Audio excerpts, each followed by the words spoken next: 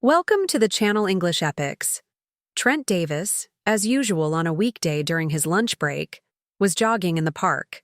He was a man who liked to stick to his routines. On 3 midweek workdays, Tuesday, Wednesday, and Thursday, Trent jogged 4 miles along the Potomac River. It was Wednesday, however. The sky had darkened and thunder rumbled. He veered off his usual route and ran back through several high-rise buildings to his small office in a complex just to the north. Running past Nick's restaurant and bar, he saw Molly. She was sitting in the restaurant by the window. This struck Trent as odd, since that morning he had made her a packed lunch. What seemed even more astonishing was that Molly was sitting across from a red-haired man and holding his hand. The two of them looked like a loving husband and wife. They were not husband and wife. Molly had been Trent's wife for almost 12 years. They had 2 children, 11-year-old Bobby and 9-year-old Joan. Trent turned back and started observing Molly and the man. They stopped holding hands, but it was clear they were having a good time, talking and laughing. After 10 minutes, they stood up and the man left some cash. They didn't leave the building. Molly's office was nearby. Trent recognized the man as Terry Braden, also a lawyer from her firm. He remembered Braden from the company picnic earlier that year. When Molly and Braden didn't leave the building, Trent took out his phone and Googled Braden. Braden lived in the high-rise residential building above Nick's restaurant. Trent called Molly at work and got in touch with her assistant, Mary Lewis, who said that Molly was on her usual Wednesday lunch break. Then there was a pause in the conversation. Trent said thanks. I'll call her on her mobile. Trent positioned himself to keep an eye on the door. 80 minutes later, the two of them came out and caught a cab. Trent took several pictures. Then he jogged back to his office. His only employee, Jennifer Carroll, had returned from lunch. She looked at him as he came in much later than usual. She stood up and looked him over from head to toe. What happened? They were about the same height, 107 centimeters. Also, they both had the same lean build. Jen stared at Trent with concern. He shrugged. I hid under the overpass from the rain. Jen was silent, looking at him. All right. Well? Tucker called. I told him you'd call him back. Trent ignored her skeptical tone and went into his office. He called Tucker, his client and friend. Trent provided him and his firm with financial consulting and accounting services. Tucker just wanted to tease Trent about their darts game over the weekend, in which Tucker had, for once, won. But soon Tucker realized that Trent was not himself. Trent promised revenge next Saturday, but his tone was flat. They had been closed since college, and Tucker knew when Trent was off. He asked, What's going on? I may have a problem, buddy, but I need to figure it out before saying more. You'll be the first I go to if I need help. All right. Tucker knew Trent wouldn't open up now. He was patient. Shortly after that, the call ended. Trent thought about how things had developed. He saw various ways to approach a solution, but he knew he needed more information. Trent spent an hour digging deeper into Terry Braden. He was single, 30 years old, and worked as an attorney at Lowry and Jacobs, Molly's firm. She was an associate, but was soon to become a partner. Apparently, Terry wasn't far off from that either. Terry had graduated from Brown University and the University of Pennsylvania Law School. He practiced commercial law for Lowry. He was also a good amateur tennis player, around 185 centimeters tall, well-built and strapping. And he had fiery red hair, which he wore long, tied back in a ponytail. Trent needed to go home and pick up the kids. He got dressed and waved to Jen, giving her a few instructions for the next day. Then he went to get the children. They were a cheerful pair, and he sat them down to do their homework. School had just resumed, and he decided they needed to start off well. Trent thought things over a bit more. From what he had seen and learned, he was absolutely certain that Molly was having sex with Terry Braden, and that she had been doing so for some time, during her usual Wednesday lunches. Trent had his priorities. But the encounter with Molly that day had changed everything. Until then, his top priority had been the marriage and the children. Now, he placed care for his children first. The marriage? Only insofar as it aligned with that main priority. If not, then it had to be dealt with. Trent still had some remnants of respect for Molly. He was sure that would soon disappear. Also, there was a growing negative feeling that he needed to suppress for a while. Trent Davis was a perceptive thinker. He was also a very decisive man. This combination had led him to success in his small business of investment consulting and accounting. When he saw something, he acted. There were no half measures for him. Molly got home at 6 in the evening. She was in a cheerful mood. Trent had made a large shrimp salad. The family ate with appetite, except for Trent. He wasn't himself, despite all his efforts. Something he would have to work on. The kids noticed it, and so did Molly. Trent was flat, emotionless, maybe distracted. After dinner, while helping him clean up, Molly asked, "Is something wrong, baby?" She said it that way. He gave her an indifferent look that sent shivers down her spine. In turn, he asked, "Is something wrong?" Molly took a step back. There was no mistaking Trent's mood now, and, essentially, there was one big, catastrophic, possible explanation for it. Molly looked at her longtime friend. She didn't see him there, in front of her. Someone else was standing there. Something else. She ran up the stairs. The kids were watching a video in the living room and didn't see the last interaction. Trent made sure they had done their homework, then read them a story by O. Henry. After that, they talked about school and their new teachers. Then the kids went to bed. Trent hadn't seen Molly since the interrupted conversation after dinner. He went down to his basement training area and practiced certain combat techniques that he thought might come in handy. He used a heavy bag as well as a small vertical post he had built to improve the accuracy of his strikes. Trent trained for an hour. He stopped, took a shower, and slipped into bed next to Molly, who was pretending to be asleep. Trent didn't challenge her, lay down, and fell asleep. The next morning, both he and Molly went about their usual routines, getting ready for work and preparing the kids for school. The only difference was that Trent didn't make Molly a lunch. Of course, she noticed but didn't say a word. She had hardly slept and was out of sorts. Molly was an attractive, medium-height woman with short chestnut hair and dark eyes. She was always elegantly dressed when she left for work. Perhaps today she looked slightly disheveled. Perhaps she had a good reason for that. Molly Davis came from a solid, religious, middle-class family. She had done well in school thanks to her discipline and intelligence, mostly discipline and effort. She graduated from the University of Pennsylvania Law School and was pregnant by then. She was already married to Trent, who had gotten her pregnant. She had married him for two main reasons. She liked him, and she was pregnant by him due to her foolish inability to properly protect herself during sex. That failure was the result of her truly fiery sexual reaction to Trent. She could never fully understand why she reacted to him that way. He was of average height and looked rather bland, but he somehow was capable of stirring wild lust in her. That's how Bobby appeared, delaying her entry into the world of big law. Molly was fine with it. Trent was doing well, and 6 months later, a hired nanny, Elaine Dawson, began taking care of Bobby. When Molly got a job at Brandon Caldwell, LLC, she quickly rose to a fairly important position. She spent long hours there. Trent was a bit upset. He brought it up with her, and she softened. She started coming home earlier.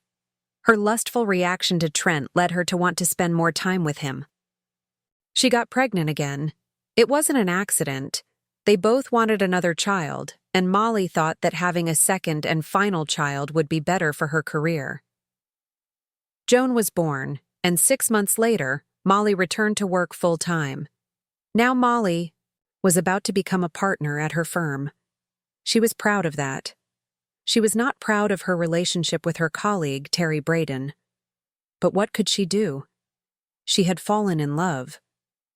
She had fallen in love with Terry in a way she had never fallen in love with her husband. With Trent, she felt lust and deep respect. With Terry, she had, well, love. And some lust. For a while, they spent time together at work, but that ended. Terry worked in another department, and the case that had brought them together was over. But by that time, they had already begun a sexual relationship, and they were in love with each other. After the case closed, Molly made every effort to break things off with Terry. She didn't succeed. They had their Wednesday lunches. 3 hours a week. This went on for 8 months, with breaks for holidays. Terry pushed for more. He wanted her to divorce Trent and marry him. She refused. She had a family, and she knew that if she told Trent about plans for a divorce, he would do everything in his power to keep the children. And he very well might succeed. Their home had belonged to his family before they got married. The children had lived there their entire lives. Trent was their primary caregiver. The children didn't know Terry at all. She would never allow the family to fall apart.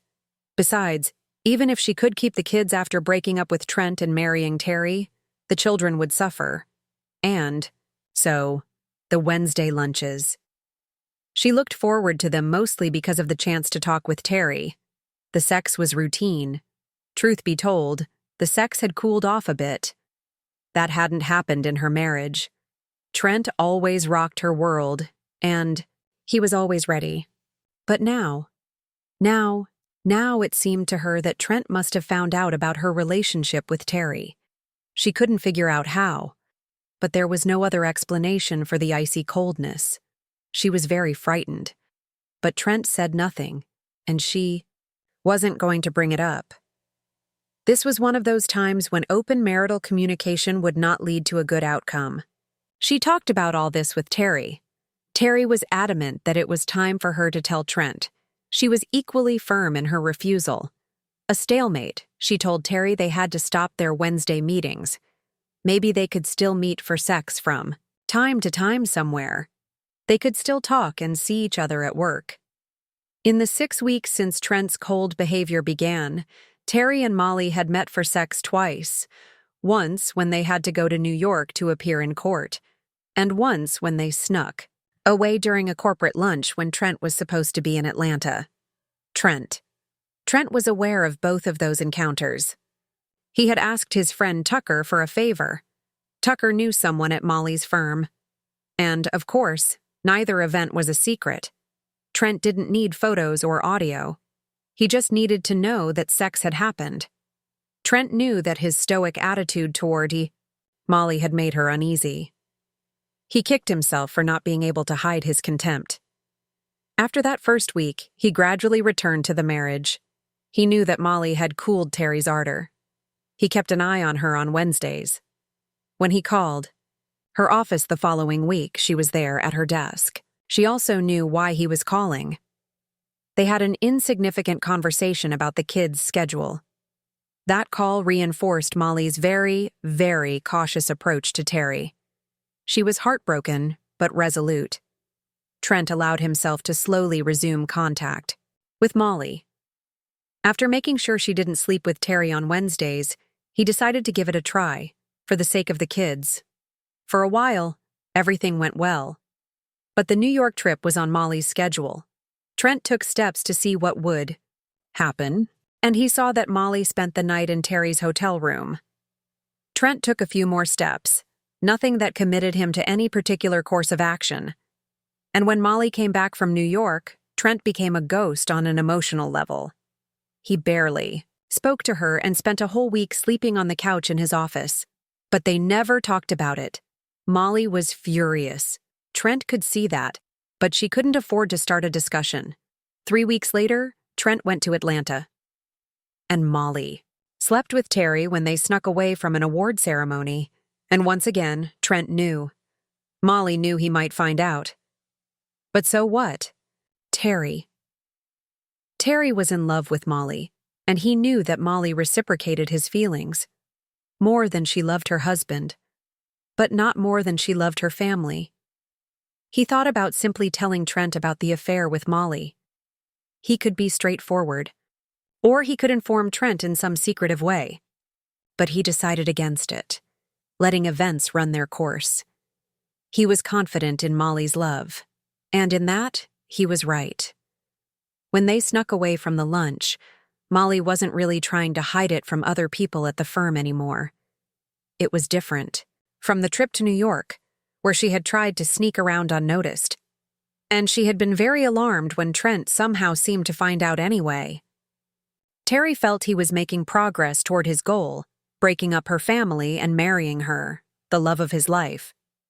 He couldn't be unaware of the trauma that could come from this. He just felt that, in the end, it would be worth it. For him, it was worth it. And for Molly, she would have the man she truly loved. It didn't seem to occur to him that she could lose custody of her children, and that such an outcome could permanently ruin their relationship. On Friday evening, Terry changed clothes to go for his usual twice-a-week run up the river. He loved running and did it as often as he could, under the summer heat and light, and in the cold and darkness of winter, and in between, like on this day. While finishing the 3rd mile, he collapsed to the ground. He never understood why. Trent decided he needed to act. The New York trip, and then the lunch, were the last straw. On Friday evening, he went out for a run, as he had been doing for 6 weeks. But instead of running, he got on his bike and rode to the river. He had done this 3 times before. Terry ran past him. Trent let him go ahead and stepped onto the trail a few yards behind. 5 minutes later, when no one else was in sight, just the two of them, Trent struck Terry from behind on the neck. Terry fell. Trent dragged him to the river. He held Terry's head underwater for a while until he was absolutely sure. Then he shoved Terry under some bushes by the riverbank. Trent changed into dry shoes and jogged back to his bicycle. Molly Terry didn't show up for work on Monday, and no explanation followed. The news reached Molly in the afternoon when his secretary came in and asked if she knew where he might be. He had missed 2 meetings. Molly didn't know where he was, and was shaken. She had a bad feeling. That evening when she came home, Trent was making burgers. He turned and casually kissed her. The kids were sitting at the table doing math. Molly went upstairs to think and tidy up. Trent seemed to be acting normal. The unspoken tension in their marriage remained, just like in the previous weeks. She didn't know what to do. She came down for dinner when he called her. Dinner was unremarkable, too. Trent was sweet with the kids and indifferent toward her. She didn't mention the fact that Terry hadn't shown up at work. How could she? It was a silent war. It continued all through Tuesday. Terry's absence from work was now causing serious concern. John Moore, a partner, called the police and asked for a welfare check. Later, they reported that everything in his apartment seemed fine. His phone was lying on the kitchen table. John Moore called Terry's parents in Seattle. He didn't want to worry them, but he felt he had to. They hadn't heard anything and, naturally, were alarmed. Tuesday rolled into Wednesday. Molly was on edge at home, but Trent acted the same as he had been lately. He was neither loving nor hostile. He had stopped initiating sex. But when she did, he managed. However, sex was now far from her mind. On Wednesday evening, there was a heavy thunderstorm that broke the late heat wave. On Thursday morning, Terry's body was found floating in the Potomac River below the 14th Street Bridge. Several hours passed before the law firm was informed. Soon after, officers from the D.C. Metropolitan Police Homicide Division arrived at the firm. 2 detectives spoke with John Moore, telling him they were treating the case as an unexplained death. Moore answered their questions and allowed them to interview Terry's secretary, Mildred Hutchins. Mildred was present. She was well aware that Terry had been involved with Molly, a married woman and an attorney at the firm. She didn't want to talk about it. She had no concrete evidence, but she mentioned it in passing. She said that Terry and Molly had been close. Molly was in despair, over Terry's disappearance. Then John Moore entered her office with a grim look. She understood everything at once. As she listened to Moore's explanation, she began to sob. John Moore told her to go home. When she got home, Trent was just returning from picking up the kids from school. He immediately saw that Molly was nearly beside herself with grief. Of course, he knew why. No details were needed. But he understood that she had learned of Terry's death. Molly looked at Trent and lunged at him, doing everything she could to hurt him. She failed miserably. He caught her in his arms and carried her into the house, then upstairs. He shouted to the kids to stay in the kitchen. Trent threw Molly onto the bed. "What the hell?" He said it quietly and with menace. "He's dead. You damn you." But she didn't get up from the bed. She didn't like the expression on Trent's face or his tone. "Who's dead?" Trent asked. "You know, you idiot." "Not yet. You need to explain, Molly." She looked at him. He seemed genuinely puzzled. Terry from your work. What happened?" She just stared at him. Trent waited. Silence. Then he said, "You scared the kids. I'll go down and fix it." He left, and Molly tried to make sense of her feelings. She was almost sure that Trent knew about her affair with Terry, but not entirely sure. She was also far from certain that Trent had anything to do with Terry's death. She didn't know how he had died, only that he was found floating in the river. When she calmed down, she decided to wait things out. She pulled herself together, went down to the kitchen, and apologized to the children. "I had a shock. One of my co-workers passed away unexpectedly. I reacted badly." She went to the coffee maker and brewed a cup of coffee. That evening, everything returned almost to the new normal. Molly wasn't particularly lively, but she wasn't hysterical either. She went to bed early. She slept poorly. So did Trent. When he slipped into bed, Molly asked Trent, "Did you do something to him?" "No." "But your reaction? You were having sex with him. You knew. You were cold for a while. Somehow you found out. I didn't know. I suspected.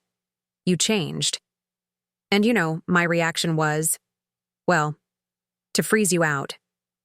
I felt betrayed, and you didn't comment or try to find out why. So, I figured you felt guilty because you'd done me dirty."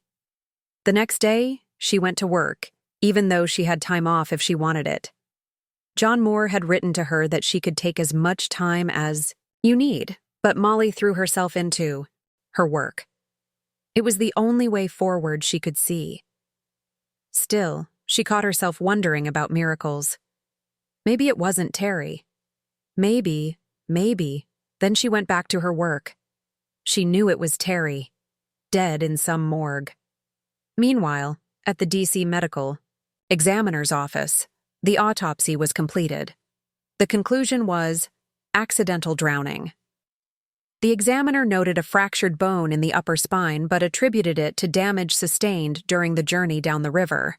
No other signs of intentional injury were found. The guys from homicide received the report and closed the case. John Moore was informed. He went to Molly and told her the result. Molly asked, how could he have ended up in the water? I mean, the path he used to run on. We don't know. Maybe he was just looking at something. But he drowned. Left alone, Molly began to think. She had serious doubts about the death being accidental. And she had real fears that Trent was involved somehow. She just didn't know how to deal with those fears. Even though Trent hadn't shown a single sign of anything other than surprise, their conversation about her affair was not yet finished. And Trent's reaction remained ambiguous.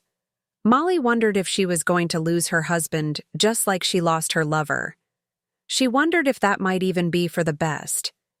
Terry had been her one true love. A great love. Greater than anything she had ever felt for Trent. But Trent was alive, and Terry was not. As much as that crushed her, she had to move forward. She had a family, children. They needed a father, and they had one. Molly wasn't going to ruin everything if she could help it. She needed to convince Trent to stay with her, despite the affair with Terry. Their conversation took place that evening, once the kids were asleep. Trent asked Molly why she had gone off the rails. That's how he phrased it. Molly had to be tactful. I fell in love with him. We clicked. So, eventually, we ended up in bed. At first it was good, the sex. But after a while it wasn't so good anymore. It was the truth. I don't believe you, Molly. You slept with that guy because you were in love with him. More than with me. Maybe. I mean, you and I really love each other. But with Terry, the relationship was more intense. What makes you think I still love you, Molly? You had sex with that guy. Up until now, I've been a good wife. I ruined it all. He's dead.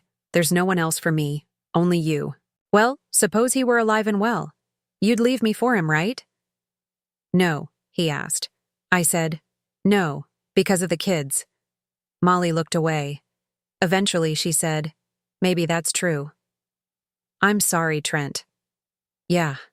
He paused. You can sleep in the guest room. Get tested. I will too. Are you going to stay? I'll stay. I think for the kids. But you… Screw you, Molly! The last part was said low and venomously, and it terrified Molly to her core. I couldn't help myself, Trent. I didn't go looking for it. Work brought us together. Yes. And you found your soulmate. Him. Not me. So, I'll say it again.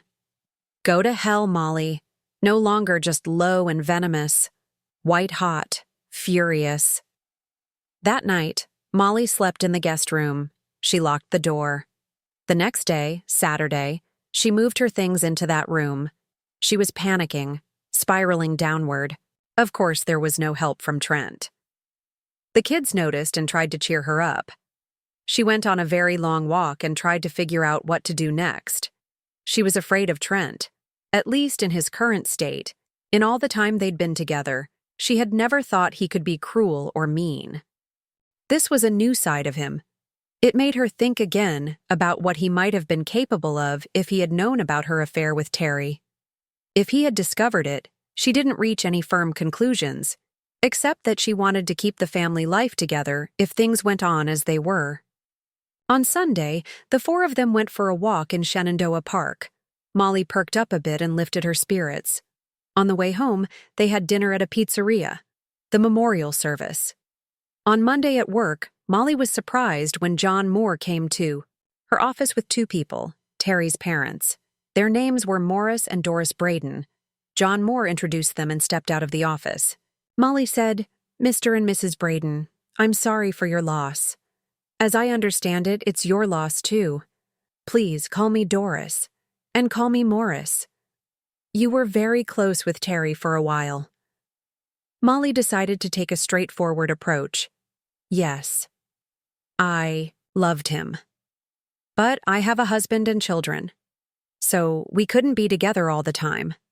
Doris said, We're glad he had someone. We're having a memorial service.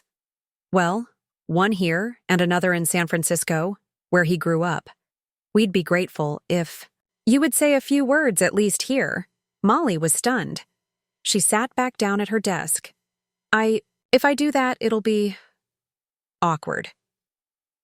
I need to think about it. That doesn't mean I didn't love Terry. Morris said, We understand it might be difficult, but please think about it. He was an only child. Besides us, there really isn't anyone, but there is you. Tears welled up in Molly's eyes. Regaining her composure, she said, I need to discuss this with my husband. Really? Of course but he was unaware, said Doris. But not anymore. The service was to be held in a small auditorium in the building where the law firm was located. It was scheduled for Friday, 4 days away.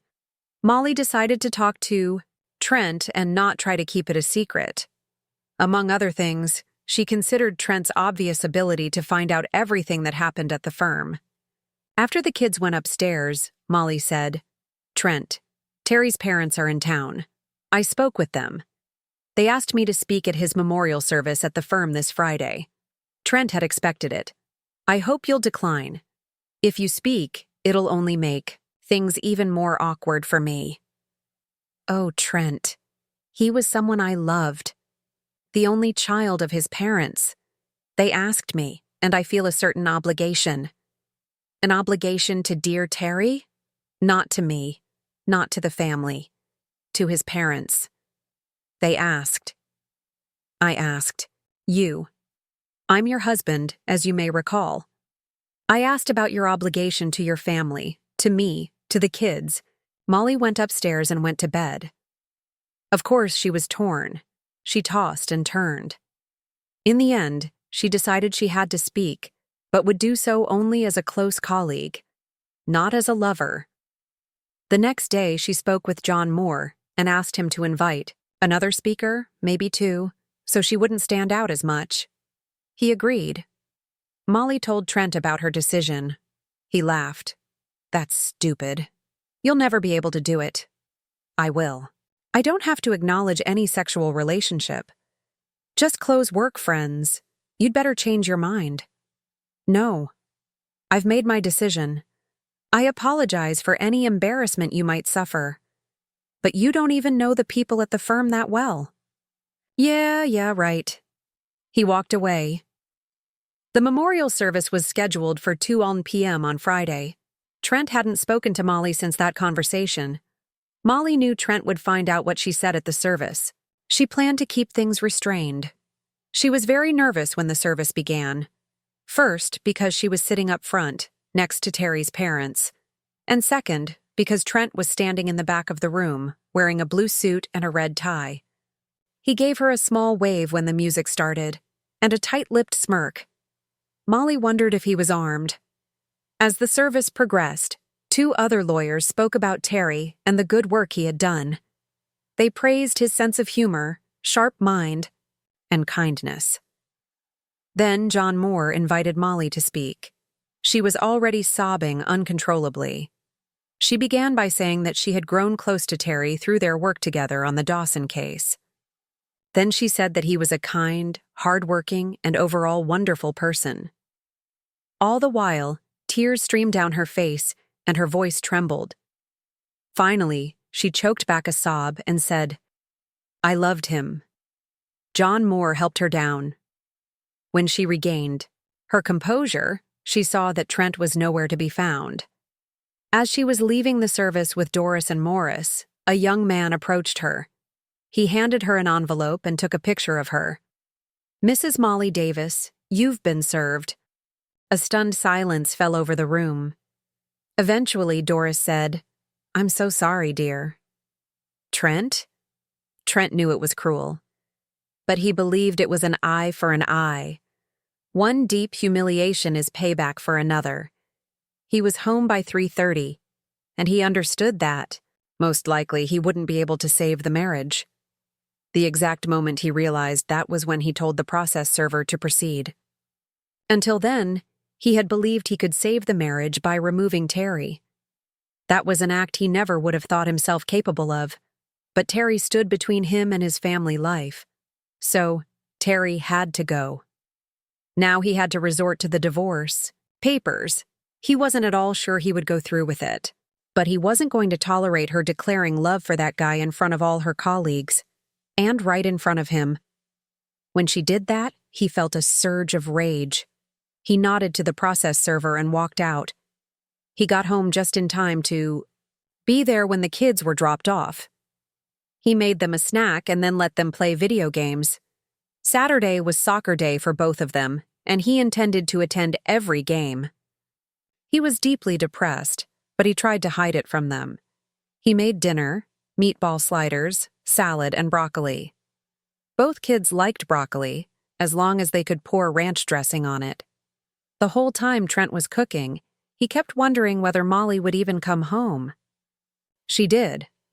Just after 6 p.m., she walked in through the front door. She looked exhausted.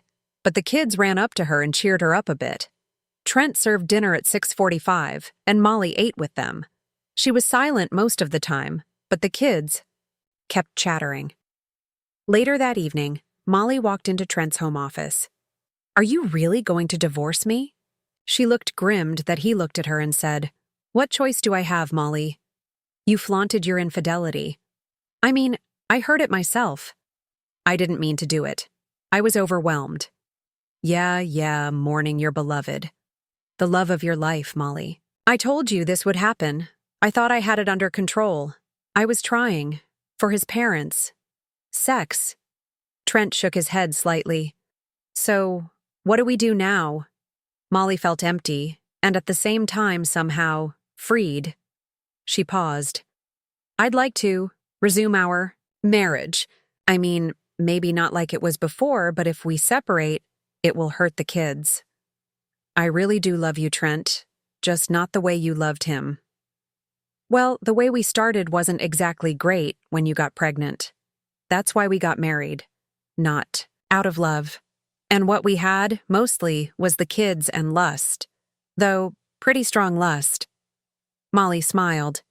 "If we get divorced, I still want you to have sex with me." Trent let out a soft chuckle. "If I do end up divorcing you, I'll try to fit you into my busy bedroom schedule. If I had left you for Terry, I would have cheated on him with you. He was that bad? No. You're just that good. As much as I hate to admit it. In that sense, I'm weak for you. Even right this very minute." Molly was starting to get aroused by her admission of weakness. Besides, she hadn't had sex in some time. Trent was aroused too. He could see that even if he wasn't the love of her life, he was the sex of her life. Not too bad. He snapped his fingers and pointed upstairs. Molly ran to their old bedroom. She turned around as he closed the door. He changed into athletic shorts and a t-shirt, stepped toward her, and grabbed the hem of her black dress. He tore the dress straight down the buttons in front. Molly was intensely excited. She pulled the dress completely off her shoulders, unclasped her bra, and took off her panties. She dropped to her knees and reached for him, a familiar tension building between them. He leaned in, their rhythm urgent and raw. Moments later, he carried her to the bed, where everything they had been holding back came pouring out. Molly responded instantly, overwhelmed by the connection. Wave after wave surged through her, each more powerful than the last. What followed was a moment of pure, unfiltered intensity that left them both speechless, their bodies still, their breaths shallow. Molly suddenly burst out laughing. Trent stirred. "What's so funny? That was amazing. I'm still wearing heels. Like in one of those films. Too bad we didn't record it. I bet we could have made a fortune." Trent couldn't help but react again. Molly gave him a teasing look. "This time, I'm on top." He rolled over, and they didn't skip a beat. She took control, slowly guiding their rhythm. She kissed him, moved with intention, and for a while, forgot everything else. No marriage, no family problems, just the moment.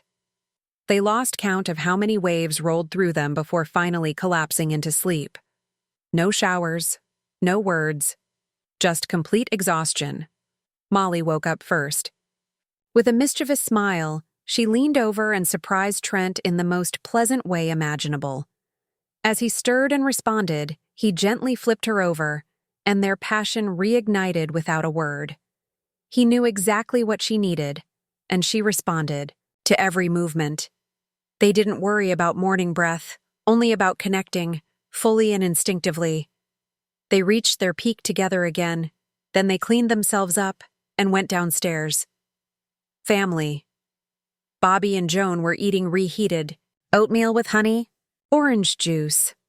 Molly brewed some coffee. Trent made eggs and toast. Joan finished her oatmeal and ate 2 eggs. Bobby had a soccer match, so he stuck with just the oatmeal.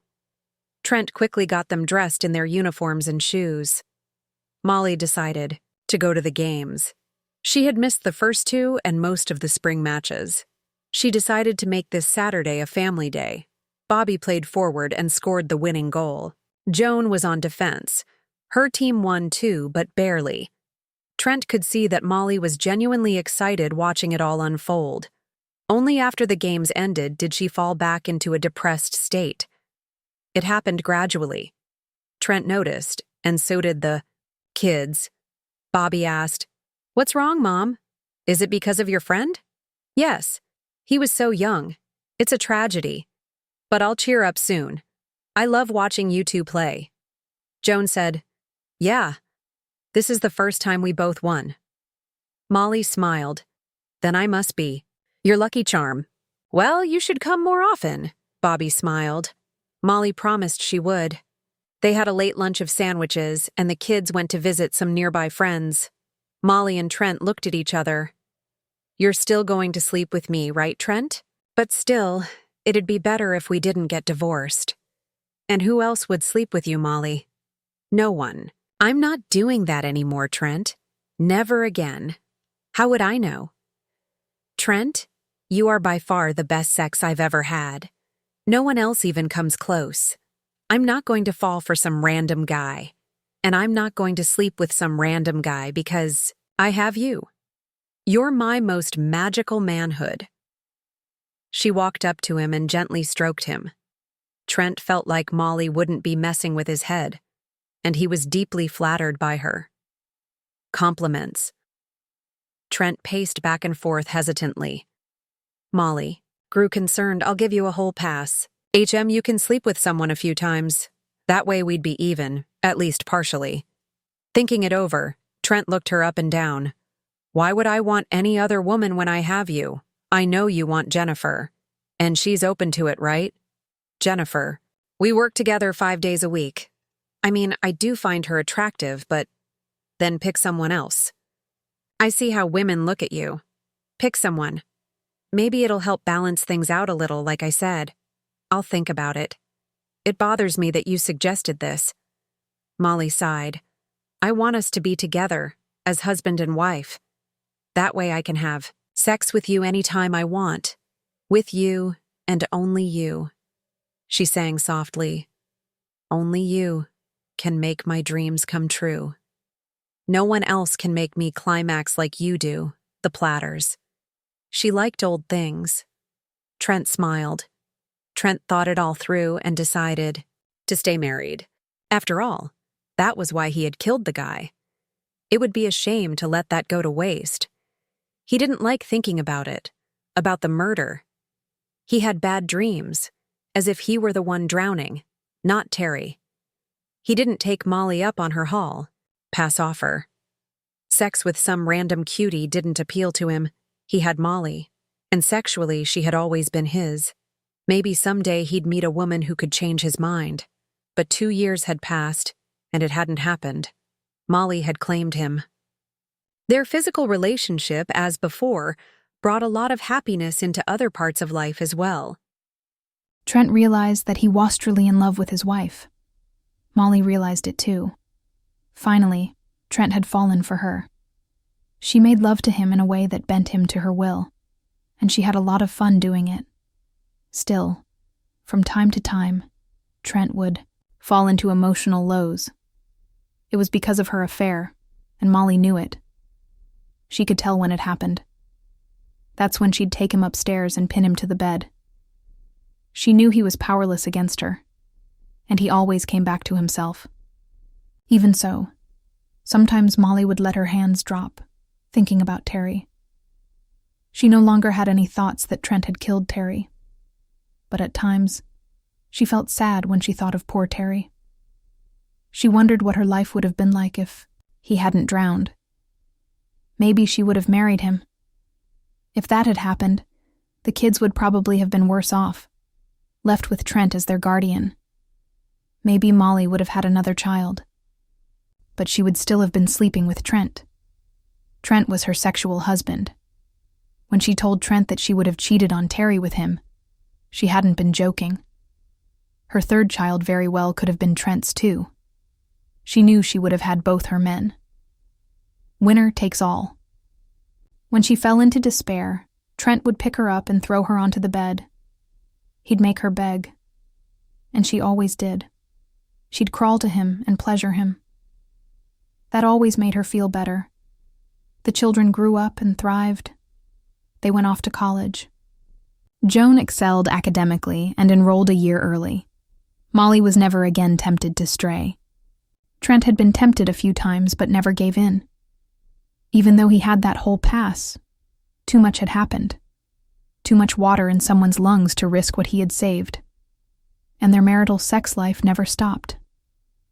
It was the cornerstone of their marriage. Thank you for listening until the end. See you in the next episode of English Epics. Take care of yourself and your loved ones. Goodbye.